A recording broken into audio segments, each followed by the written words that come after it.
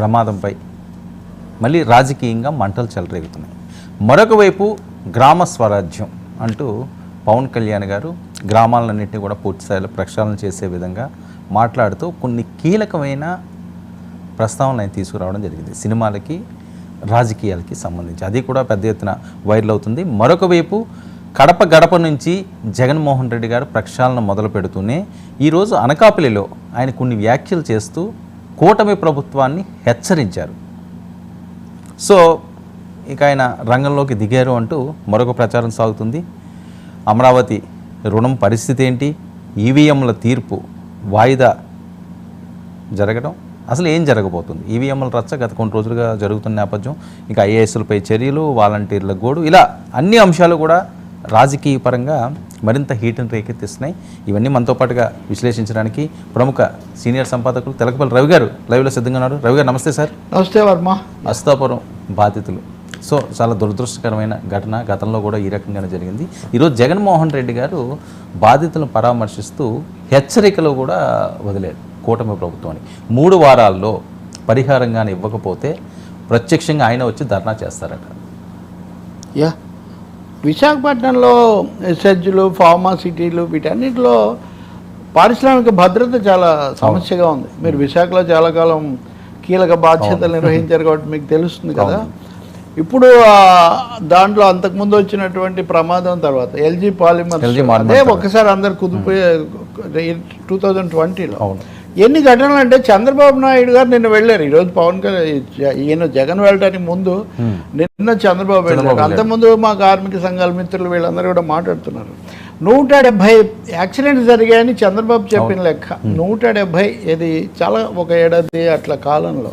So ఇవి నిన్న జరిగింది చూస్తే కనుక హోంమంత్రి అనిత ఒక ప్రకటన చేశారు, అది ప్రమాదం కాదు, ఫలానా సొల్యూషన్ అక్కడి నుంచి ఇక్కడికి మార్చేటప్పుడు జరిగింది, లీక్ అయ్యింది. అదే కదా ప్రమాదం అంటే.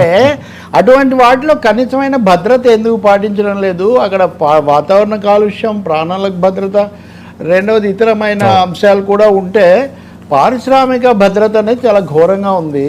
ప్రతిసారి జగన్ మీద కూడా అప్పుడు అదే విమర్శ వచ్చింది, ఇప్పుడు కూడా అదే. మీరు నిన్న చంద్రబాబును మా విలేకరు ఒక ఆయన అడిగాడు ఏమనంటే, ఇప్పుడు మీరు స్పీడ్ ఆఫ్ డూయింగ్ బిజినెస్ అంటున్నారు, ఇప్పుడు ఈజ్ ఆఫ్ డూయింగ్ బిజినెస్లోనే ఇన్ని ప్రమాదాలు జరుగుతున్నాయి, ఇక మీరు స్పీడ్ ఆఫ్ డూయింగ్ బిజినెస్ అంటే ఎక్కడికి పోతుంది అని అడిగారు. నిజంగా అది ముఖ్యమైన ప్రశ్న. మీరు మన సంగతి వదిలేయండి, ఉప ముఖ్యమంత్రి పవన్ కళ్యాణ్ విషయంలో మాట్లాడింది మీరు చూస్తే కార్మికుల భద్రతకు దీనికి రెండింటికి సమాన ప్రాధాన్యత ఇవ్వాలని ఆయన ఒక వ్యాఖ్య చేశారు. అయితే దురదృష్టవశాత్తు ఈ విధానాలనే ఎక్కువ భాగం ఎన్డీఏ ఆయన భాగస్వామిగా ఉన్న ఎన్డీఏ రూపొందించినవే.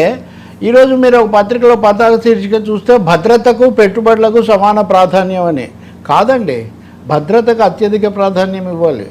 భద్రతకు పెట్టుబడులకు సమాన ప్రాధాన్యత ఎలా ఇస్తామండి వాస్తవానికి? సో ఈ ప్రమాదాలన్నీ మనకు చేస్తున్న హెచ్చరిక ఏంటంటే, ఉద్యోగుల పని గంటలనండి, భద్రతా ప్రమాణాలనండి, ఎప్పటికప్పుడు జరగాల్సిన తనిఖీలు అనండి, తప్పు చేసిన వాళ్ళకి శిక్షలనండి.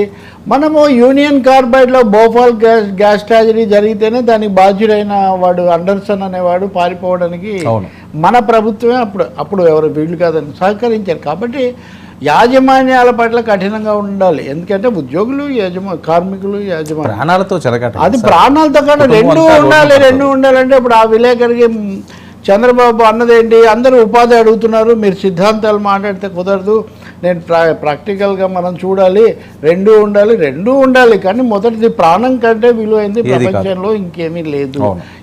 ఈ విషయాన్ని అండర్లైన్ చేసుకోవాలి.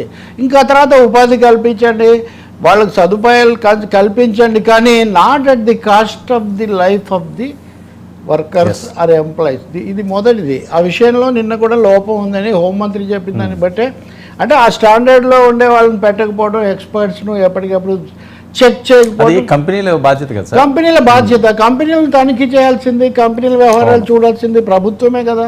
ఇండస్ట్రియల్ సెక్యూరిటీ ఫోర్స్లు ఇవన్నీ ఎన్ని ఉన్నాయి, వీటన్నిటికీ ఏం జరుగుతుంది? హడావుడి కనిపిస్తుంది, వెళ్తారు వాళ్ళు వీళ్ళు, అంతా అయిపోతుంది, యూనియన్ల ఘోష అలాగే అందులో విశాఖపట్నం ఇప్పుడు మీరు ప్రశాంత నగరం అది ఇది అన్నప్పుడు మరి ఇలాంటివి జరుగుతుంటే ఎలా కుదురుతుంది? చాలా పొటెన్షియల్ ఉన్న ప్రాంతాన్ని మీరు సరైన మార్గంలో పెట్టాలి. సరే, ఎట్లాగైనా ₹1,00,00,000 మేము సహాయం చేస్తాము అని చెప్పారు, ఓకే. అది ఎప్పటి లోపల ఈరోజు జగన్ వెళ్ళారు. సరే జగన్ వెళ్ళి ప్రతిపక్ష నాయకుడిగా ఆయన హోదా ఉన్నా ఉండకపోయినా మాజీ ముఖ్యమంత్రి వెళ్ళారు, మాట్లాడారు. కానీ వారంలో ఈ పరిహారం అందకపోతే మటుకు లేదు, వారం నేను సమయం ఇస్తున్నాను అన్నారు. ధర్నా కూడా చేస్తారు, ధర్నా కూడా చేస్తాను అన్నారు. రెండోది మా వైఖరి వేరుగా ఉంది, వీళ్ళ వైఖరి వేరుగా ఉంది, వీళ్ళు యాజమాన్యంతో ఇదవుతున్నారన్న పద్ధతిలో ఆయన ఆరోపణలు చేశారు. ఇలాంటివి నిజంగా ఎవరున్నా జరగకూడదు. అప్పుడు కూడా అసలు యాజమాన్యం మీద జగన్ ఏం చర్య తీసుకోవాలి. అప్పుడు కూడా ప్రభుత్వం ₹1 ఇచ్చి ప్రభుత్వ రంగంలోకి దిగి ప్రభుత్వ హడావుడి చాలా ఎక్కువగా ఉండింది. సో నేను అనేది ప్రభుత్వం మారుండొచ్చు, ఇప్పుడు ఈయన వచ్చినా కానీ ఆయన మళ్ళీ వెళ్ళినా కానీ కార్మికుల భద్రత, వాళ్ళ మీద తగిన చర్య, ఇలా భవిష్యత్తుకి ఏంటి టాస్క్ ఫోర్స్ ఏంటి, మీరు ఇప్పుడు ఒక కమిటీ వేస్తున్నాం అన్నారు చంద్రబాబు గారు. ఆ కమిటీ అక్కడ పనిచేసే వాళ్ళు, చుట్టుపక్కల జీవించే వాళ్ళ అభిప్రాయానికి అత్యధికమైన విలువ ఇవ్వాలి. సో దీన్ని రాజకీయం కంటే కూడా మానవ కోణము, పని వాళ్ళ కోణము, ప్రజలు చుట్టుపక్కల, అది చాలా కీలకం. లేకపోతే చాలా ప్రమాదాలు పొంచున్నాయి. ఉక్కు ఫ్యాక్టరీలో కూడా ఒకటి జరిగాయి, కానీ వీటి అన్నింటిలో ఫార్మాసిటీలో వరుసగా ఇది 6 డజను ఎన్నో జరిగాయి. ఎందుకు జరుగుతున్నాయండి? ఇదేమి ఎక్కడో అడవిలోనో మారుమూల ప్రాంతం కాదు, సదుపాయాలు లేనిది కాదు, అధినేతలందరూ అక్కడే ఉన్నారు. కాబట్టి చాలా హెచ్చరిక, ఇప్పటికైనా హెచ్చరికగా తీసుకోకుండా ease of doing, speed of doing, tower of doing అవన్నీ okay, doing with security. Sir, ఏదైనా జగన్మోహన్ రెడ్డి గారు ఒక అంశాన్ని